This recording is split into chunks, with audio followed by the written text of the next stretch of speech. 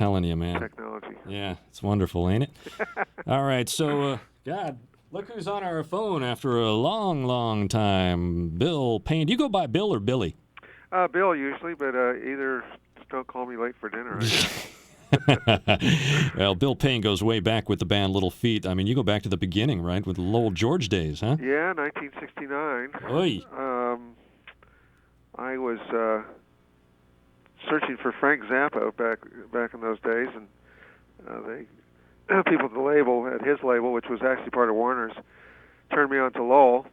And years before that, my musical upbringing, believe it or not, was in Ventura, California.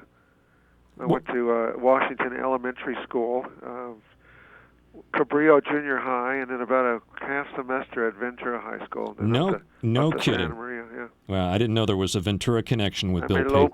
There was a local Yeah. in the old days. Yeah, well, then you know all about our hillsides and how we need to protect them from overdevelopment. Well, yeah, that and just the cycle of fires and rain and mud and mudslides and the like, and just the corrosion in the hills themselves, sure. All right, Little Feat and Taj Mahal headlining the Ventura Hillsides Music Festival Sunday, September the 13th. And Bill Payne, keyboardist with Little Feat, a new CD out. And, you know, somebody told me that was somebody by the name of Bill Payne's idea. Tell us about the new CD. Well, it took about 9 years to make. Seriously, I mean, it was an idea that wasn't an original idea. Let's have Little Feat and friends. Everybody and their brother was doing that. But I actually got a connection with Jimmy Buffett. Sam Clayton, our conga player, worked with Jimmy for a long time, and Jimmy and I were talking about working on this project for his label, and things got kind of pushed aside from a lot of different angles, to be honest, and I gave up on it for a while, and then I got a call from Buffett and his people saying, hey, he's doing a record down in Key West, which turned out to be Licensed to Chill, Mm-hmm. and his first #1 album ever, and they wanted to know if I would play on it. I said, sure, and I talked to Jimmy. He says, look, when you're down here, we'll discuss this project. So that was about 4 years ago, 3.5 years ago, and things began to finally take shape, thanks to Jimmy's help. But Mac McAnally and I, Mac is a wonderful singer-songwriter from Alabama and originally from Mississippi, as is Jimmy, and works in Buffett's band, and he and I produced the thing. So between Buffett, myself, and Mac, we were making calls to bring different artists in. And what a roster of friends you assembled for this fine CD. Tell us about some of your guest stars on this, Bill. Well, let's start off with Emmylou Harris. She's on a song called Sailing Shoes, and I met Emmy, back in 1973, 74, I guess, when Little Feat was back in Maryland making a record called Feet Don't Fail Me Now. And I met my first wife, Franny, from that area, and we had a son, Evan, and I was just over at Evan's house yesterday. He brought a little daughter into the world with his wife, Jane, so there's a circle there with thanks to Emmy. Hey, okay, Grandpa. Yeah, there you go, exactly. Then we got Chris Robinson from the Black Crowes. He helps me out on Oh Atlanta. There's Dave Matthews, who sings about 18 different parts on Fat Man in the Bathtub. Vince Gill is a guest vocalist on Dixie Chicken, and I coerced him into playing some acoustic guitar solo on Spanish Moon, which is really, really lovely. Bob Seger sings a solo vocal. In other words, we're not really backing him up, other than playing music with him. And it's a song, an Al Anderson song, and Jeffrey Steele tune called "Something in the Water," a real rocker. There is Jimmy Buffett. He's on a couple different tunes. One is "Time Loves a Hero," which he and I sing. "Champion of the World," which is a Will Kimbrough tune that he and Paul Barrere are trading vocals on. It's like a kind of a Randy Newman-esque song. Really great lyrics. Will wrote a lot of stuff on the License to Chill album, in fact. So he and Rodney Crowell do a lot of work with each other. For people that know of Rodney Crowell. Who else?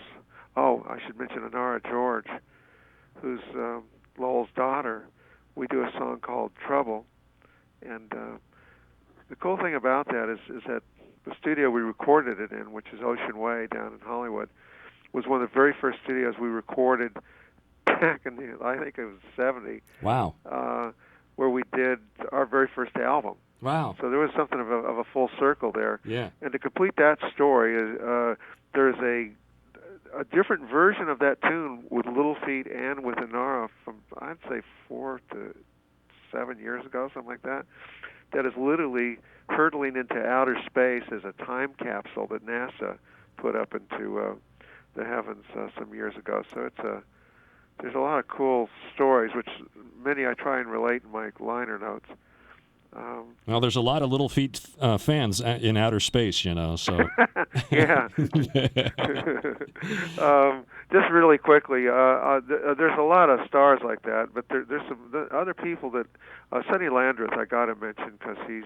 Oh yeah. We hope his place is okay down in Lafayette, Louisiana. For starters, they got hit pretty hard with this hurricane. Yeah. So, Sonny, I hope your house is okay if you or any of your friends are listening. Yeah, no, he's been touring around. He was just at the Canyon Club in Agoura not too long ago. So. Yeah, exactly. So you never know where he might be. Yeah. And then Sam Bush and Bela Fleck. I mean, it is just chock full. Mike Gordon from Fish played bass on a song, Woody Guthrie's "This Land Is Your Land." So some songs we're doing with ourselves, just Little Feat. Other tunes we have guest artists. Some songs, many of them we wrote. There's about half of them we didn't write. So it's not a tribute album. I should conclude on the guest side of things by mentioning Brooks and Dunn, who came in and helped us out on Willin', which is a song that a lot of people actually wanted to do. I know that Dave Matthews initially wanted to do that tune. I'm pretty sure. Well, I don't know that Chris Robinson wanted to do it, but they were the Black Crowes were playing Willin' as one of their encores. Boy, talk about an all-star cast! Holy moly! Yeah, that's a cool, very cool cast, and we were playing Bonnaroo a little earlier this year, Perry, and.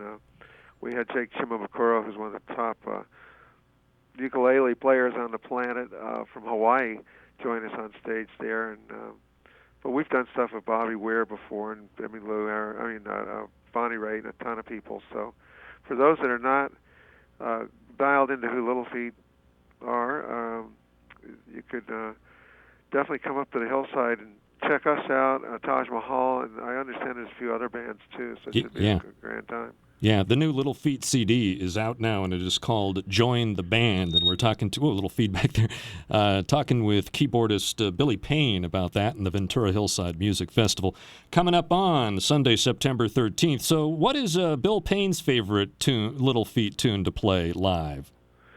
Well, I don't know that I really have one, but it's always fun. Dixie Chicken's always a curveball. I get a chance to kind of stretch out a bit, and Fat Man in the Bathtub's a really wonderful groove too. So, but they're all kind of generated to work live, and we've collectively and individually have spent many years not only playing our own music but playing a lot of other people's music as well. There was Travis Tritt years ago in a movie called My Cousin Vinny, and he had a couple of hit records off of that, both of which Little Feat backed him up on. Oh, I didn't know that. Oh, yeah. Really? I played for years on the Doobie Brothers albums, China Grove, and, et cetera, so on. I had a pretty good run at it, being a kid from Ventura, California. Yeah. Scooting up to Santa Maria for a few years, and then hitting the highway, trying to figure out where to land. I finally landed in a place I said I would never live, which is Los Angeles, and finally moved out of there. So 33 years later. But at any rate, yeah, it's been a wonderful ride, and we've been very fortunate. And the band just was Europe, played about 4 or 5 weeks over there, and Yeah, I saw that Norway and all these places. yeah, our way or Norway, and then we were up in Inverness, Scotland, and Edinburgh. I'm a photographer as well, and I got a couple of really pretty interesting shots over in Edinburgh that I just printed up the other day. So Right on. Very yeah, cool. it's all going pretty good. Good. So was that you pounding the piano on China Grove by the Doobies? Absolutely, yeah. Yeah. Oh, In wow. fact, well, there's an interesting story. In fact, this relates directly to Ventura. When I was at Washington Elementary School, I would get called, say, from the 4th grade on up to the 6th grade, to play at assemblies. Bill Payne will now play the piano. I am? Oh, no. And I get a standing ovation and walking up to the piano going, what am I going to play? Oh, my gosh. And I'd sit there and play kind of a Chinese-esque tune, that kind of thing, or play other things. But that was one of them I played. And so I threw in a lick, in the middle of China Grove. And I go, okay, guys, let me play that again. And they go, no, we love it. And I go, no, it's. And I told them the story of playing in Ventura at these assemblies. So 25 years later, 22 years later, Tommy Johnson, who wrote the song, says, you know, Bill, that lick you didn't like in that one song? I go, yeah. He goes, well, I went home that night and named the song China Grove after that story you told us. Whoa. I said, where's my publishing, man? Yeah. You know, I've never heard that story. Never heard that. It's a cool one, man. Yeah. And I'm glad Ventura fits into it. Wow, that's cool. China Grove. Okay. Yeah. I always figured it was about a town in Texas named China Grove. Well, you know what? I'm sure he relegated it to wherever he wanted to do. That's called artistic license. Yeah. But that's I would have never thought that he got it from that story I told him either. But I thought that was pretty cool. That's very cool. I'll hear that song and I'll always think of this story, man. All right. Well, cool. So, what kind of show are we going to get on Sunday, September 13th from Little Feat, Billy Payne? Well, we're with Taj Mahal there. One never knows. I've played on a couple of his records, and we've known Taj a long time. In fact, and to keep it local, I used to watch and listen to Taj down at the Back Door, which is an old blues club in Ventura many, many years ago. And so I don't know if he's going to be there when we're there. It'd be nice if he would sit in with us, or we'll see what happens. But it's as to what we're going to do, I never know. I mean, we just get there, and Paul shows us a list, and sometimes I'll go, hey, everything's cool, and other times I'll say, hey, what if we do this or that? So we reserve judgment up until the last second to change the set list, and there's been more than a few times when we've actually been up there, and Paul will go, why don't we do this one? I go, fine, or I'll suggest something. So we're kind of like a Jerry Garcia and Bob Weir, I guess, on that level. So we're not the tug-of-war kind of guys. Yeah. In terms of licks that those guys used to do. Right. It's a free form in a way. So. Okay, well, I cool. bet you'll be dealing with a very happy crowd out there on the grass, on the lawn, on the hillside in Ventura with the Ventura Hillsides Music Festival, the new CD from Little Feat called Join the Band. It is hot. So, Bill Payne, our thanks, and we look forward to checking you out on the 13th, man. Terry, thanks very much, man. You bet. Hey, Bill, hold on a second. Hold on. It is recording. And I just got your new